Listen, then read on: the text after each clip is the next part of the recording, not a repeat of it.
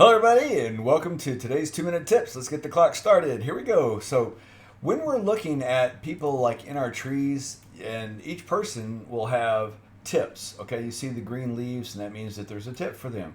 And if we click on this and we go to their profile, we can look for their hints and go and look individually and do this.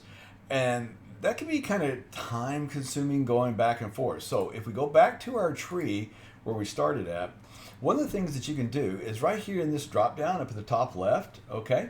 See the drop down, see the mouse moving right there? Okay, click drop down here and do all hints. And what this will do is it will put all of your hints in one place. And it's still going to group them by names, okay? It's going to group them by the different names in your tree. And you can review all the hints at one time. And you can click on the quick compare and see, Rebecca Nelson, 1861 or 1681, 1681, April 19th. Looks like it's probably, a birth and marriage certificate that fits into my tree.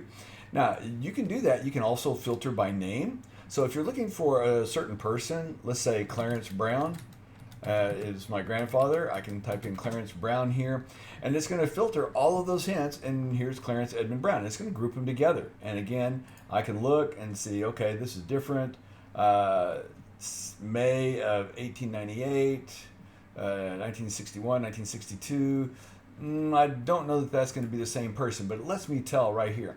So you can also filter by photos if you only want to deal with photos for Clarence Brown. So I can click on photos, and now I'm getting photos for Clarence Brown or only stories concerning Clarence Brown. So there weren't any stories available there. But looking at all the hints in one place can be a very handy tool. You can do by last name, the most recent, and I like to do filter by name because that way I can specifically look at a particular person. But look at them all in one place becomes really handy rather than looking all in one place. Hope you enjoyed this 2-minute tip.